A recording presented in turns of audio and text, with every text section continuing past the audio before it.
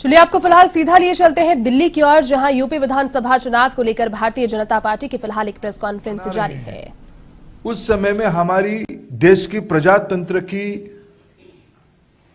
इस कोरोना की समय में भी एक नई परीक्षा हम देंगे, उसमें हम हमारी प्रजातंत्र की विजय सुनिश्चित है। इसी के साथ मित्रों, भारतीय जनता पार्टी 2014 से, जब 2014 में देश में माननीय प्रधानमंत्री, देश की लोकप्रिय जननेता नरेंद्र मोदी जी को भरोसा करके केंद्र शासन में दायित्व दिया, तब मोदी जी ने एनडीए की ओर से, पार्टी की ओर से, देश की ओर से एक प्रतिबद्धता, एक वचन देश के सामने रखा था कि हमारी सरकार देश की गरीब, महिला, युवा, पिछड़ा, वंचित वर्गों के लिए समर्पित रहेगा। हमारी सरकार सबको लेके चलेगी, सबका साथ, सबका विकास, सबका विश्वास जीतना, सभी के लिए प्रयास करने वाली सरकार रहेगी। मित्रों, मैं आज जब 2022 में उत्तर प्रदेश की चुनाव की हमारी पार्टी की ओर से पहला और दूसरा चरण की प्रत्याशी की घोषणा की, थोड़ी देर बाद हम आपके सामने करेंगे, तब मैं 2-3 विषय उल्लेख करना चाहूंगा। प्रधानमंत्री मोदी जी के नेतृत्व में गरीब कल्याण की एक नई विश्वास आज देश में सामने आई है। देश की जनता की, विशेष करके उत्तर प्रदेश की जनता 2017 में भी भारतीय जनता पार्टी में अभूतपूर्व आशीर्वाद किया था। 300 से ज्यादा सीट भारतीय जनता पार्टी को उत्तर प्रदेश की सर्व समाज ने आशीर्वाद किया। उत्तर प्रदेश की स्थिति 2017 में चिंताजनक थी। हमारी प्रमुख नारा, प्रमुख राजनीतिक प्रसंग हमने बनाया था गुंडा राज और भ्रष्टाचार पे। इसलिए 2 विषय पे अगर देश के गरीबों के बारे में कहते हैं, उसकी सबसे ज्यादा फायदा उत्तर प्रदेश की गरीबों को मिलता है। आज देश में अगर गरीबों के लिए मकान बना है, उत्तर प्रदेश में सबसे ज्यादा बना है। नल में पानी सबसे ज्यादा किसी प्रांत में पहुंची है तो उत्तर प्रदेश में पहुंची है। घर घर बिजली, घर घर एलपीजी गैस सिलेंडर, प्रधानमंत्री आयुष्मान योजना, अभी अभी कोरोना के समय में पिछले कई महीनों से और आने वाले कई महीने तक कोरोना की स्थिति को ध्यान में रखते हुए गरीबों के लिए मुफ्त में अनाज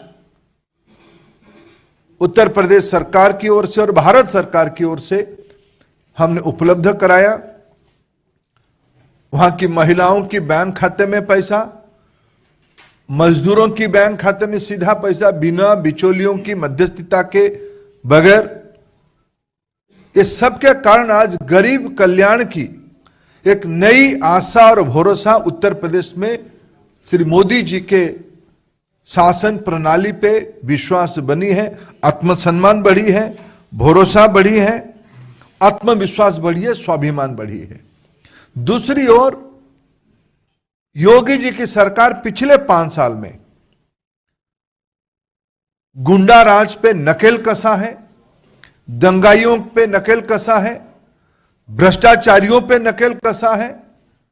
आज सबसे उसकी बड़ी उदाहरण है उत्तर प्रदेश की बहू बेटियां रात को 12 बजे भी बेफिक्र निडर घूम सकते हैं।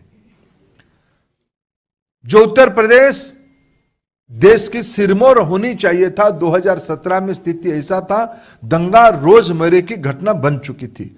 मैं जिम्मेवारी के साथ कह सकता हूं, पिछले 5 साल में उत्तर प्रदेश एक दंगा रहित, दंगा मुक्त शासन योगी जी की सरकार ने दिया है। हमें पूरा भरोसा है गरीब कल्याण, विकास, आज उत्तर प्रदेश में नई मेडिकल कॉलेज खुल रहे हैं, नई विश्वविद्यालय खुल रहे हैं, एक्सप्रेस हाईवे की जाल बिछ रही हो, पूर्वांचल हो, बुंदेलखंड हो, गंगा एक्सप्रेस हो, यमुना एक्सप्रेस की विस्तारीकरण हो, उत्तर प्रदेश में नए एयरपोर्ट्स बन रहे हैं। विश्व की एक सबसे बड़ा एयरपोर्ट उत्तर प्रदेश में बनते जा रहा है।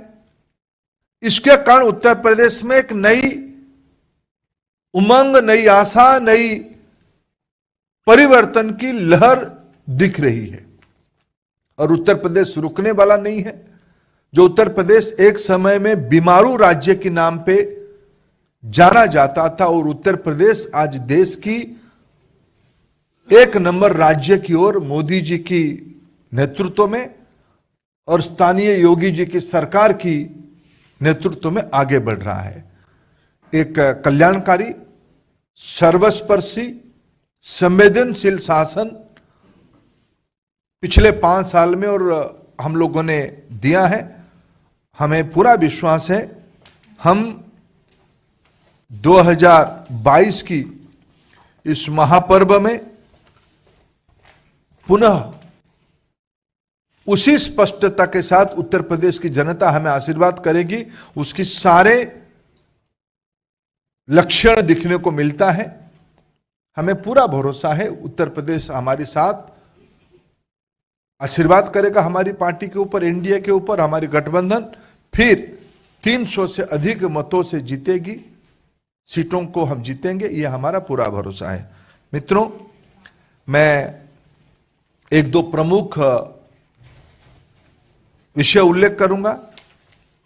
हमने पहला चरण और दूसरा चरण की, आज हम पहला चरण की 58 सीट में से 58 सीटों में से 57 सीटों की आज हम अभी आपके सामने नाम रखेंगे।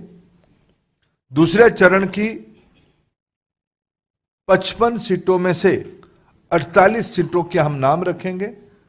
शेष हमारी जो सीट है उसकी विचार विमर्श पार्लियामेंट्री बोर्ड ने किया है, उसके अधिकार राष्ट्रीय अध्यक्ष जी को दे दिया गया है। कुछ सीटों की गठबंधन की, हमारे जो गठबंधन उनको भी जाएगा, इसीलिए उसकी घोषणा आज हम नहीं कर रहे हैं। और फिर आगे हम आपको तीसरे, चौथे, पांचवें, छठवें और सातवें चरण के हम जैसे जैसे तय होगा उसको बताएंगे।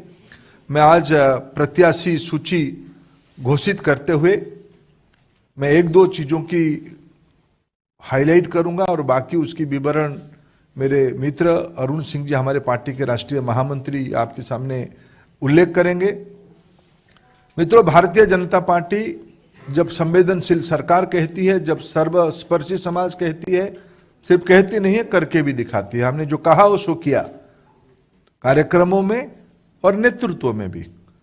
हम उत्तर प्रदेश में पहले से भी हमारी परंपरा रही, इस बार भी हमने जो आज हम आपके सामने लेके आ रहे हैं, हम सामान्य सीट में भी अनुसूचित जाति की वर्ग के मित्रों को भी लड़ाएंगे।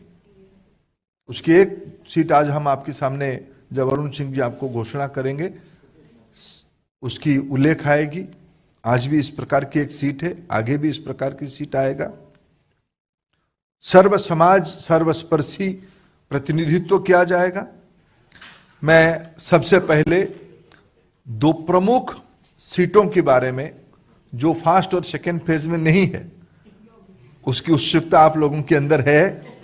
मैं पार्लियामेंट्री बोर्ड की माननीय जगत प्रकाश नड्डा जी के नेतृत्व में, माननीय प्रधानमंत्री जी की मार्गदर्शन में जो हमारी पार्लियामेंट्री बोर्ड बैठी, उसकी जो निर्णय हुआ है उसमें से दो प्रमुख सीटों के बारे में आपके सामने सूचित कर रहा हूं। योगी आदित्यनाथ जी, गोरखपुर शहर, आदरणीय योगी जी हमारे मुख्यमंत्री की दायित्व में है, वो गोरखपुर शहर से चुनाव में पार्टी की ओर से प्रत्याशी होंगे। श्री केशव प्रसाद मौर्य, वो प्रयागराज जिले में सिराथू 51 सिराथू सीट में पार्टी की ओर से प्रत्याशी होंगे। फिर मैं अरुण सिंह जी को कहता हूं, वो आपके सामने बाकी सीटों के बारे में उल्लेख करेंगे। मित्रों, भारतीय जनता पार्टी की केंद्रीय चुनाव समिति ने जिन नामों पे मुहर लगाई है उन प्रत्याशियों के नाम मैं पढ़ता हूं। कैराना से भारतीय जनता पार्टी ने श्रीमती मृगांका सिंह को अपना प्रत्याशी बनाया है। थाना भवन, हम सबको मालूम है कि गन्ना किसानों की स्थिति बहुत ही खराब थी। हमारे सरकार के समय बहुत अच्छी गन्ना किसानों के लिए काम हुआ। वहाँ से गन्ना मंत्री श्री सुरेश राणा को पुनः भारतीय जनता पार्टी ने प्रत्याशी अपना बनाया है। शामली से तेजेंद्र सिंह निर्वाल वह प्रत्याशी होंगे। बुढ़ाना से श्री उमेश मलिक प्रत्याशी होंगे और चरथावल से श्रीमती सपना कश्यप पार्टी की उम्मीदवार होंगी। पुरकाजी से श्री प्रमोद उटवाल पार्टी के प्रत्याशी होंगे। मुजफ्फरनगर उत्तर प्रदेश में मंत्री श्री कपिल देव अग्रवाल वहां से चुनाव लड़ेंगे। खतौली से श्री विक्रम सैनी जी चुनाव लड़ेंगे। मीरापुर से प्रशांत गुजर को पार्टी ने प्रत्याशी बनाया है। सिवाल खास से यहाँ से मनेंद्र पाल सिंह वह पार्टी के प्रत्याशी होंगी। सरधना सीट पे केंद्रीय चुनाव समिति ने संगीत सोम को अपना प्रत्याशी बनाया है। हस्तिनापुर यहाँ से श्री दिनेश खटीक वह भारतीय जनता पार्टी के प्रत्याशी होंगी। मेरठ कैंट से अमित अग्रवाल जो वो बहुत पहले विधायक होते थे उनको पार्टी ने प्रत्याशी बनाया है। किठौर अभी सिटिंग विधायक सत्यवीर त्यागी जी को पार्टी ने प्रत्याशी बनाया है। और मेरठ से श्री कमल दत्त शर्मा पार्टी के प्रत्याशी होंगी। मेरठ साउथ से सोमेंद्र तोमर वो पार्टी के प्रत्याशी हैं। छपरौली से श्री सहेंद्र सिंह रमाला यह पार्टी के प्रत्याशी होंगे। श्री सहेंद्र सिंह रमाला वहाँ बड़ौद से श्री कृष्णपाल सिंह मलिक केपी मलिक यह पार्टी के प्रत्याशी होंगे। बागपत से सिटिंग विधायक श्री योगेश धामा इनको पार्टी ने अपना प्रत्याशी बनाया है।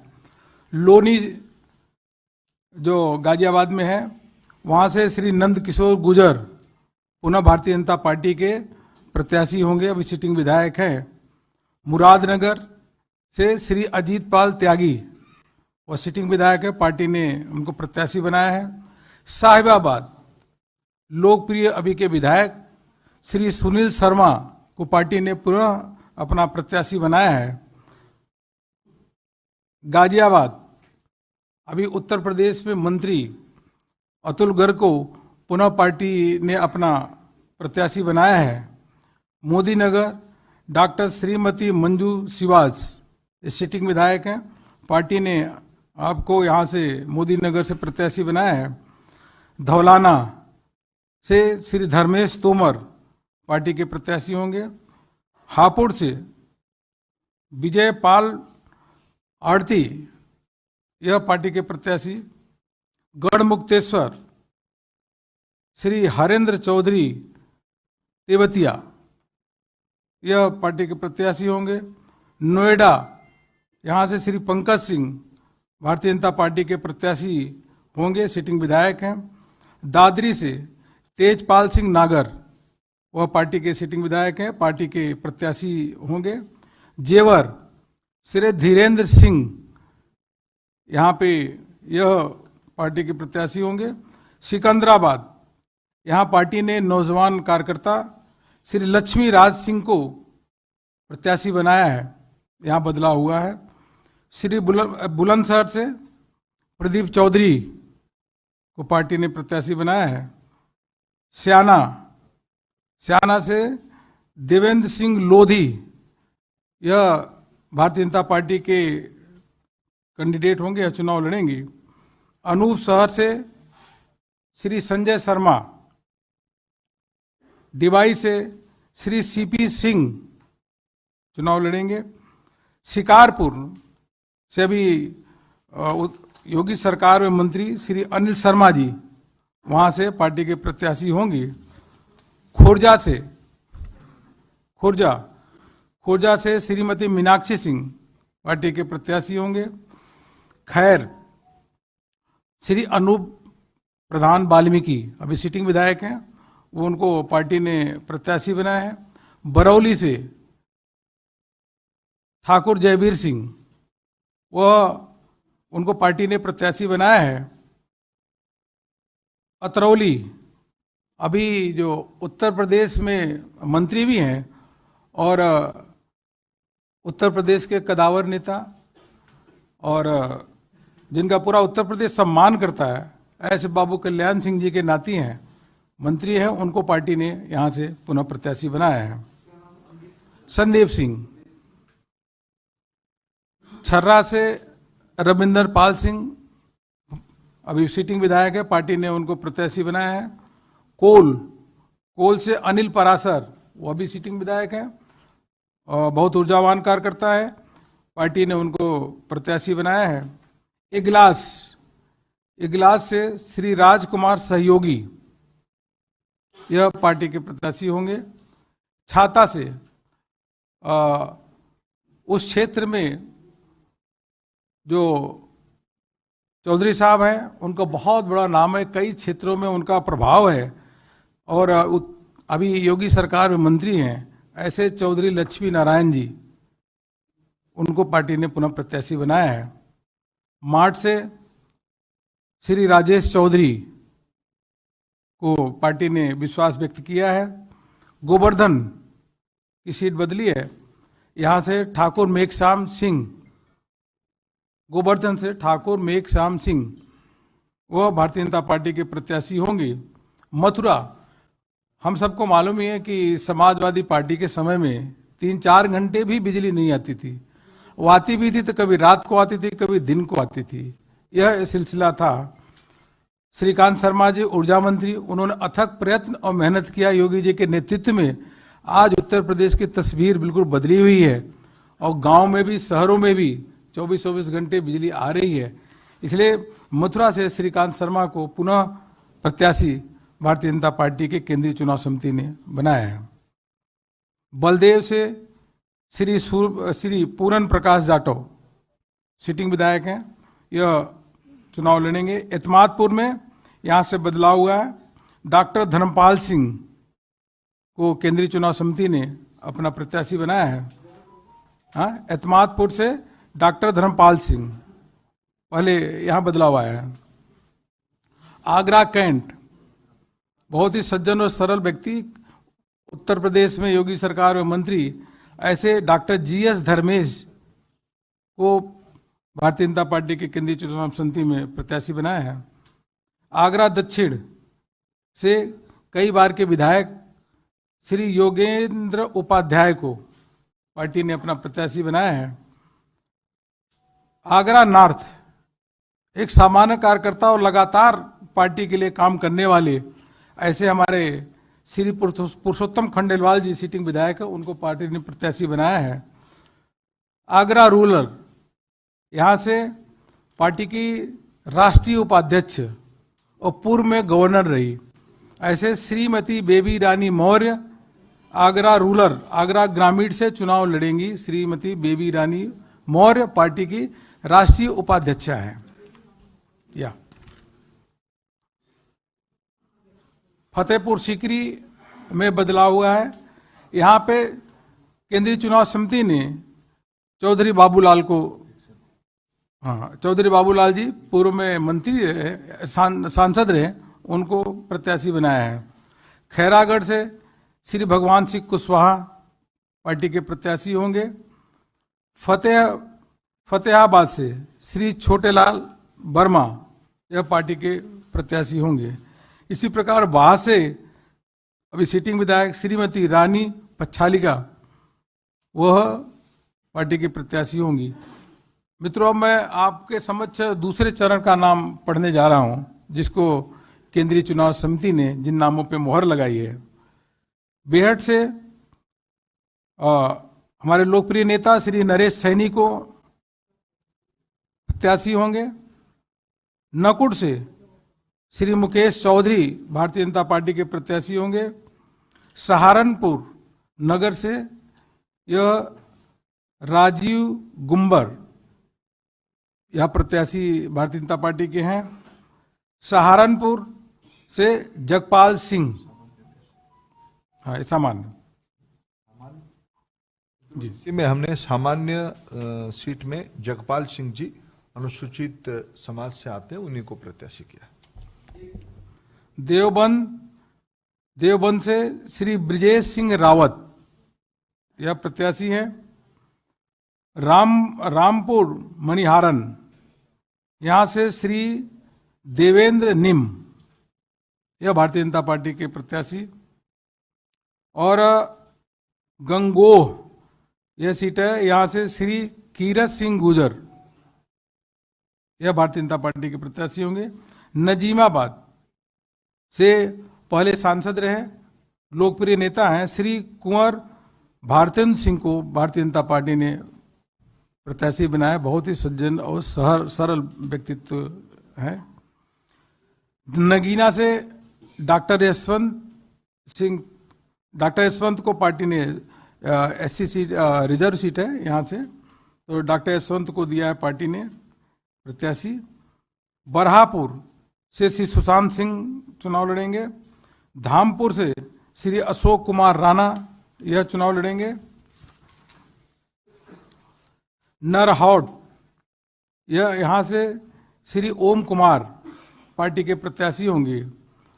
बिजनौर से श्रीमती सुची मौसम चौधरी भारतीय जनता पार्टी के प्रत्याशी।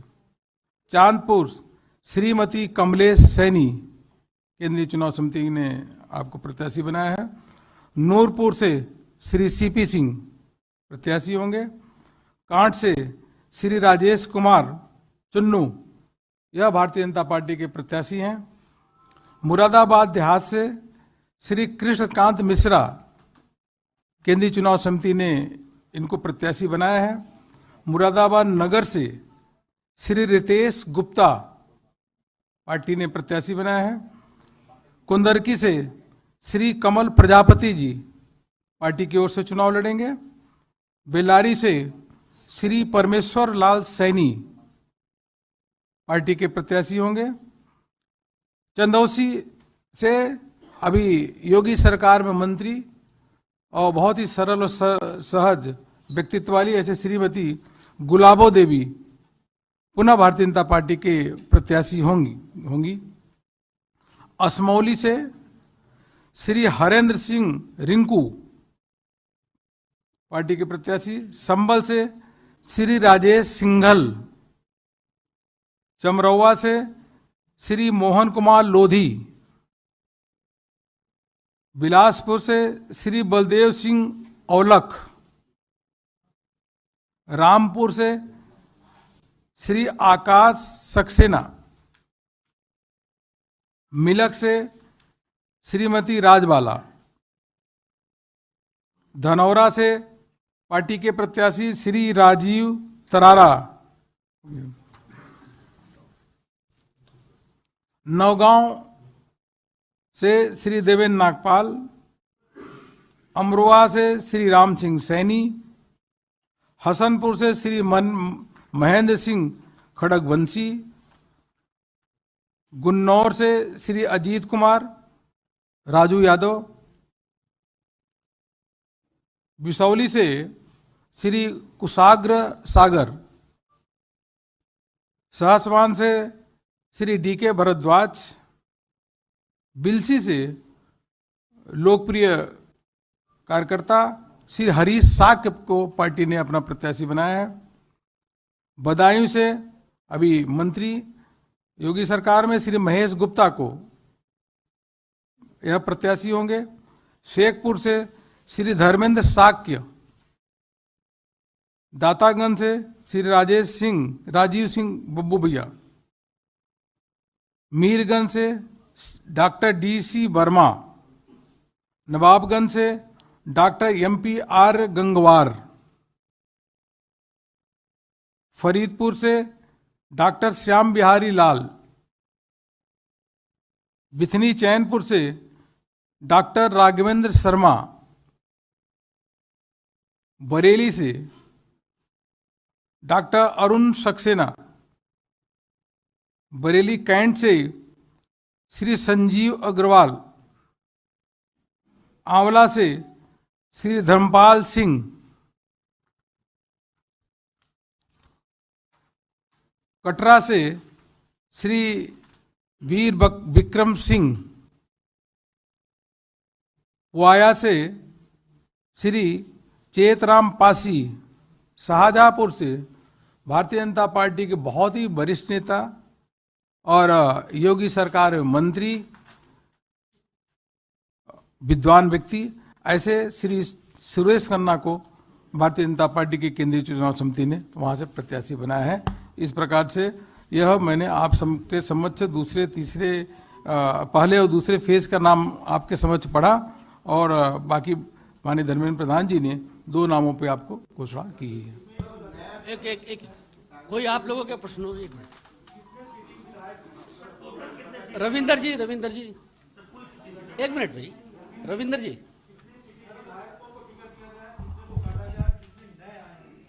मित्रों, आज हमने जैसे 107 प्रत्याशी घोषणा किए, उसमें सिटिंग MLA 83 थे।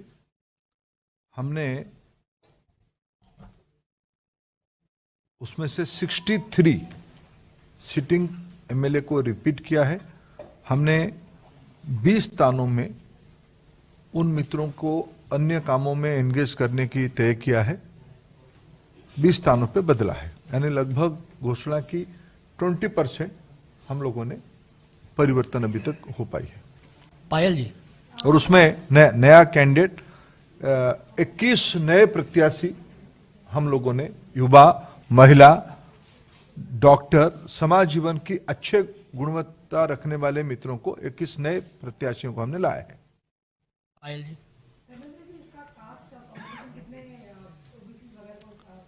आप भी तो करोगे कुछ।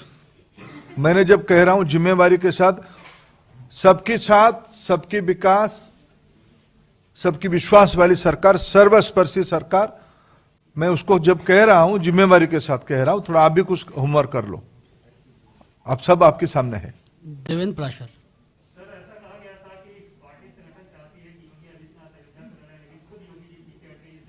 नहीं, योगी जी बहुत समर्पित भाव से डे 1 से मैं स्वयं उनसे बात करता था। उन्होंने कहा कि मैं 403 कहीं भी मेरे को पार्टी आदेश करेगी मैं उसमें चुनाव लड़ूंगा। कोई आग्रह किसी जगह पे नहीं था। पार्टी ने तय किया कि योगी जी को गोरखपुर से ही लड़ाया जाए, वो शहर से उसको स्वीकार किए। शैलन जी, सर, जिन विधायकों को दूसरी जिम्मेदारी देने का फैसला हुआ है, निवर्तमान विधायकों की यानी पार्टी ने वहां बदलाव किया, इसका कारण क्या रहा? फीडबैक उम्मीदवारों के चयन में सबसे महत्वपूर्ण फैक्टर। देखो, पार्टी जीतने के लिए चुनाव लड़ती है। विनेबिलिटी, पार्टी के प्रति समर्पण, पार्टी की विचारधारा की स्पष्टता, यही सब हमारी नयापन, ये सारा विषय कोई भी चुनाव में अमूमन 20-25% नया विधानसभा बन जाती है। कोई भी एक प्रोग्रेसिव पार्टी उस रेशियो को जब अपना कैंडिडेट, सिटिंग कैंडिडेट करती है, उसको कोशिश करती है। हम एक सुस्त परंपरा में लगभग उस रेशियो को हमने अपनाया है। इसलिए सब पार्टी कार्यकर्ता योग्य कार्यकर्ता है, सबको काम पे नियोजित किया जाएगा। पवन, न्यूज 18। सर, आपने कहा कि पहले फेज के लिए 57 की घोषणा की और दूसरे की 48 की, तो कुछ सीटें आपने कहा कि सहयोगियों के हिसाब से, लेकिन पश्चिम में तो भाजपा कोई सहयोगी है ही नहीं। अब देखिए, सहयोग की संभावना है क्या? देखिए, सारे विषय आपके ऊपर हम क्यों छोड़े, हम अपने कुछ विषय अपने पास रखते हैं। भारतीय जनता पार्टी सर्वसमावेशी पार्टी है।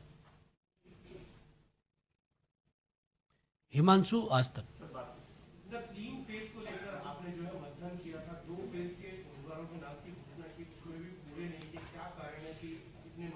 पूरा किया ना 100। हिमांशु जी, जब मैं कह रहा हूं और 5-7 दिन नामांकन की बाकी है और हमने पहला पार्टी भी उत्तर प्रदेश में होगा जो 2 फेज की आउट ऑफ 58, 57 और 1 सीटों की भी स्पष्टता है, बाकी फिर आउट ऑफ 55, 48 उसमें भी 7 सीटों की स्पष्टता है। हम थोड़ा इंटरनल बाकी चीजों को असेसमेंट कर, जैसे मैंने कहा गठबंधन और थोड़ा हमारी इंटरनल असेसमेंट। अंकित एबीपी। आज हमारी गठबंधन अपना दल, अनुप्रिया जी के नेतृत्व में चलने वाली अपना दल और श्री संजय निषाद जी की चलने वाली निषाद राज पार्टी के साथ है। अंकित एबीपी न्यूज।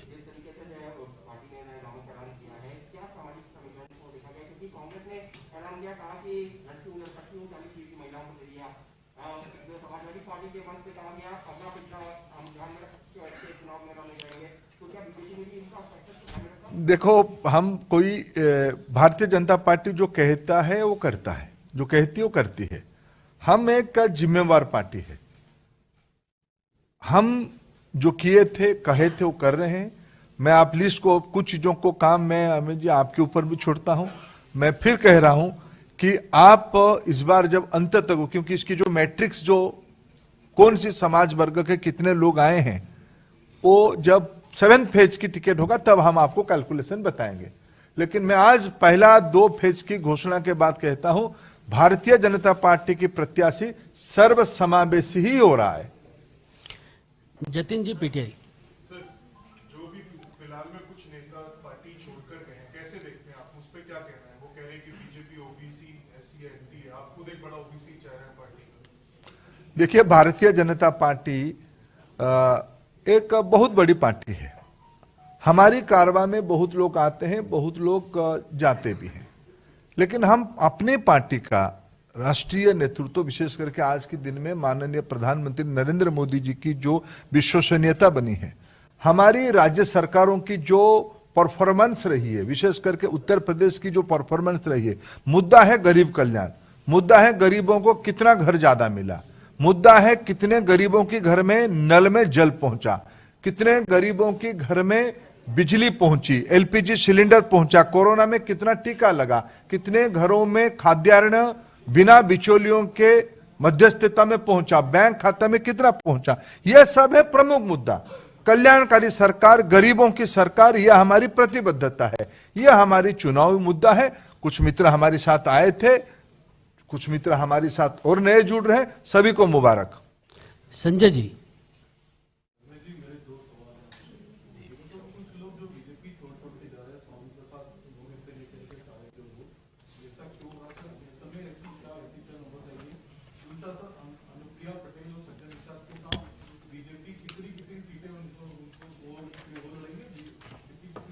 सही समय में उसकी हमारी चर्चा दोनों से सकारात्मक रूप में हो रहा है। सही समय में उसको भी आपके सामने शेयर करेंगे। बहुत लोग भारतीय जनता पार्टी में ज्वाइन भी कर रहे हैं। जैसे आपको मैं 2-3 नाम, जैसे आज हमने एक नाम कहूं, कुछ चीज आपको दिख रहा है कि मैं आज एक कैंडिडेट लिस्ट में एक नाम उल्लेख करूं। जैसे मैंने कहा कि हमने सामान्य सीट में भी अनुसूचित जाति के मित्रों को लड़ाया, ऐसे ही एक सीट के बारे में मैं उल्लेख करना चाहूंगा। आज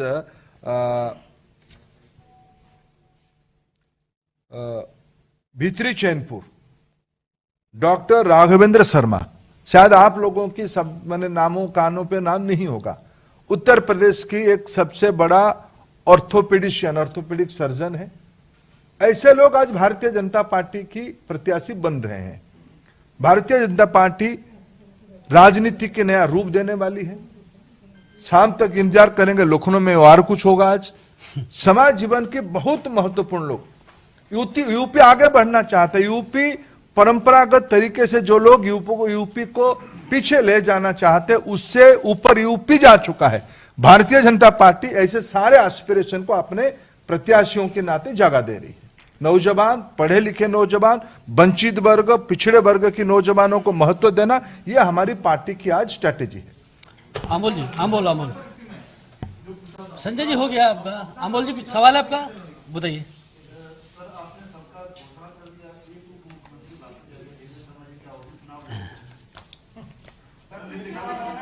एक एक करके अमोल जी के पहले। हाँ आप हो गए पूछो।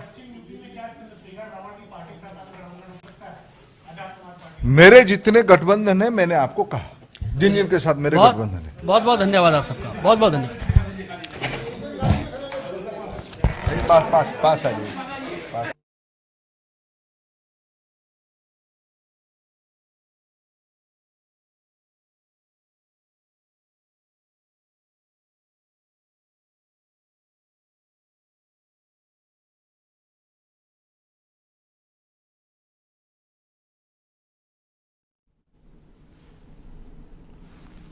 तो यूपी विधानसभा चुनाव 2022 के तहत पहली सूची प्रत्याशियों की जारी कर दी है। बीजेपी की प्रेस कॉन्फ्रेंस आपको लगातार दिखा रहे थे, आपको सुना रहे थे धर्मेंद्र प्रधान और अरुण सिंह, जो कि साझा बातचीत के जरिए यहां पहली सूची जारी कर रहे थे। योगी आदित्यनाथ जो वर्तमान मुख्यमंत्री है, गोरखपुर शहर से चुनाव लड़ेंगे, लगातार वहां से 3 बार सांसद रहे हैं और कयास ये लगाए जा रहे थे पहले कि अयोध्या से इस बार चुनाव लड़ सकते हैं, लेकिन अपना जो गढ़ है उन्होंने बरकरार रखा है। यूपी विधानसभा चुनाव 2022 के तहत प्रत्याशियों की पहली सूची जारी कर दी गई है। बीजेपी की प्रेस कॉन्फ्रेंस आपको दिखा रहे थे। एक प्रेस वार्ता के माध्यम से धर्मेंद्र प्रधान और अरुण सिंह मीडिया से रूबरू हुए, प्रत्याशियों की सूची उन्होंने जारी की और उसके बाद में सवाल जवाब भी मीडिया से लिए और ये पुख्ता तरीके से उन्होंने कह दिया है कि जो नई सूची बनी है, पहली लिस्ट जो जारी हुई है और जिसमें भी नए चेहरे हैं या फिर पहले के जो बड़े चेहरे हैं यूपी भारतीय जनता पार्टी के, वो यहां मिलकर भारतीय जनता पार्टी को एक बार फिर से सत्ता में लाएंगे।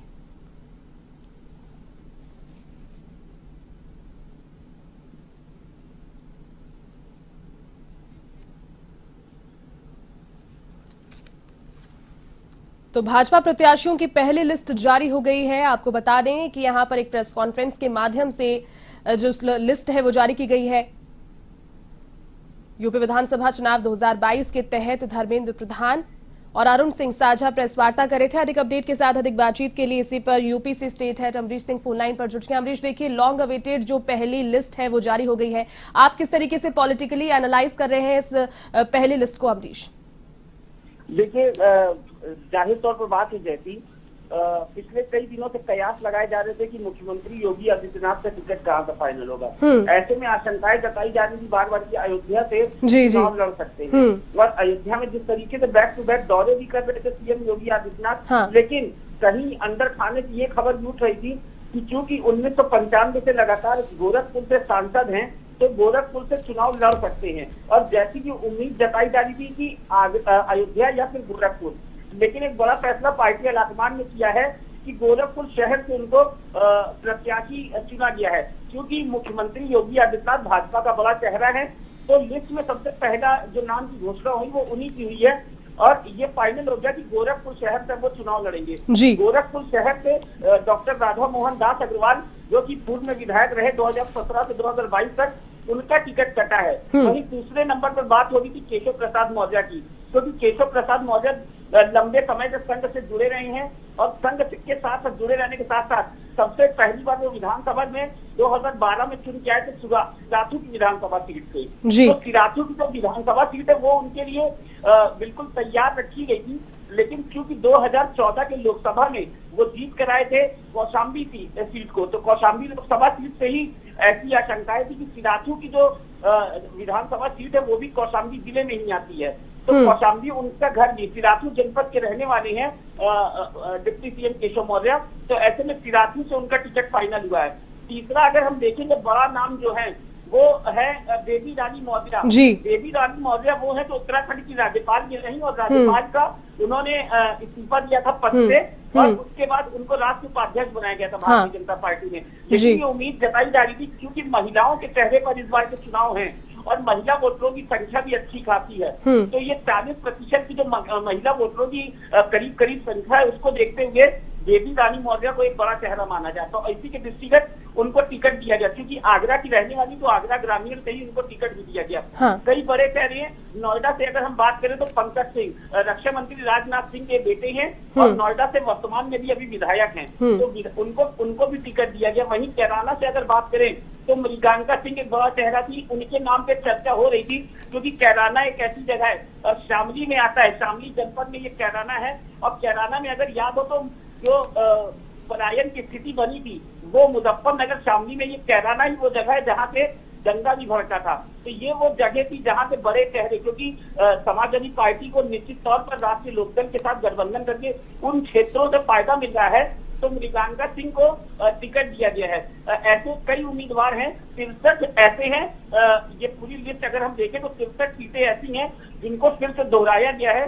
वहीं 21 नए चेहरे हुए हैं और 20 लोगों के जो है टिकट कटे हैं। पुराने चेहरों की बात करें जो मंत्रिमंडल में थे तो सुरेश राणा को बरकरार रखा गया और ऐसी उम्मीद भी है कि अगर वो चुनाव जीत कर आते हैं तो उनको फिर से मंत्री पद की जो शपथ है वो दिलाई जा सकती है। फिलहाल बहुत सोच समझ के, मथुरा एक बड़ी जगह है जहां से श्रीकांत शर्मा जो कि ऊर्जा मंत्री भी हैं वो जीत कर आए हैं और उनके टिकट को भी बरकरार रखा गया है। जैसी अमरीश, इसको लेकर जो बड़ी खबर सामने फिलहाल ये लगातार आ रही थी कि कमेटियों की बैठक चल रही थी और जब यूपी चुनाव प्रभारी ने ये बैठक भी की, प्रेस कॉन्फ्रेंस भी की और प्रत्याशियों की घोषणा भी की, काफी ज्यादा कॉन्फिडेंट नजर आ रहे थे सभी 107 प्रत्याशियों के नाम जब उन्होंने बताए और जिस तरीके से उन्होंने अपने वक्तव्य में कहा, मीडिया से भी बातचीत की, उनके भी सवालों का जवाब दिया, बहुत ज्यादा कॉन्फिडेंट। लेकिन जो उत्तर प्रदेश में सियासी इन दिनों 2-3 दिन से जो बवाल देखने को मिल रहा था भारतीय जनता पार्टी के लिए स्पेशली कि लोग दल बदल रहे थे, उसका यहाँ पर कोई खासा प्रभाव उनकी बॉडी लैंग्वेज में फिलहाल आज देखने को नहीं मिला इस प्रेस कॉन्फ्रेंस में।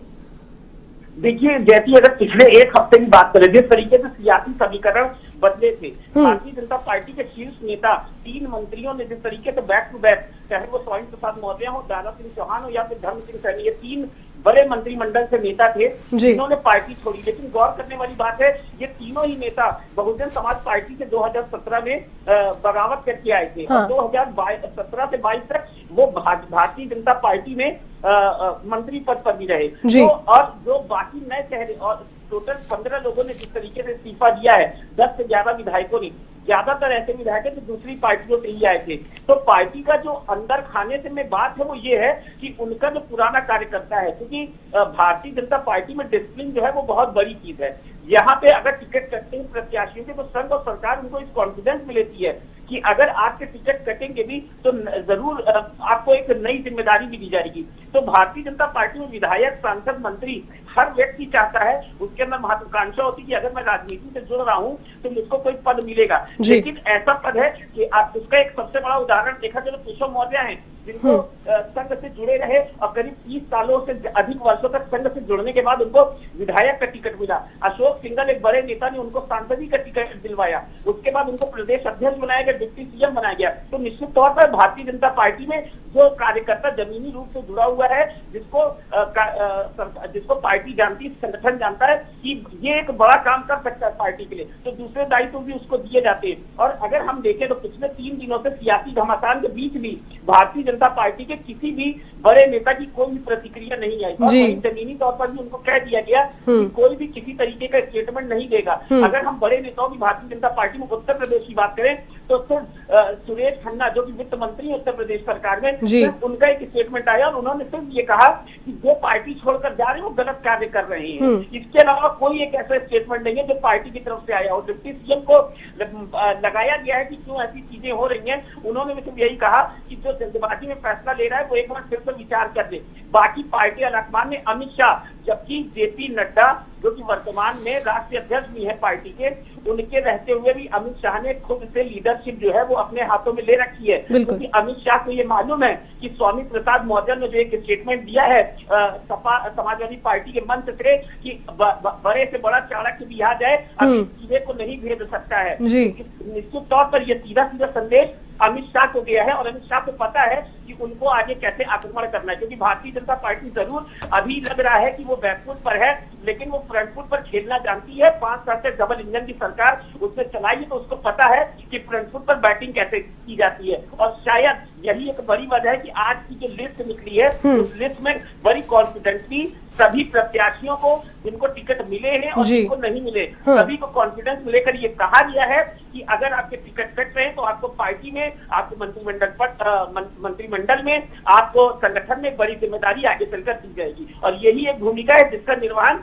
सभी कार्यकर्ताओं को, सभी पदाधिकारियों को भारतीय जनता पार्टी ने एक संदेश के जरिए बता दिया है। जैसे बिल्कुल, चलिए अमरीश, बहुत शुक्रिया तमाम बातचीत के लिए। थे यूपी से स्टेट हेड अमरीश सिंह जिन्होंने पूरा पॉलिटिकल एनालाइज आपको करके बताया जिस तरीके से यूपी विधानसभा विधानसभा चुनाव 2022 के पहले 2 चरणों की लिस्ट आज जारी की गई है। प्रत्याशियों की भारतीय जनता पार्टी ने प्रेस कॉन्फ्रेंस की और ये लिस्ट जाहिर की।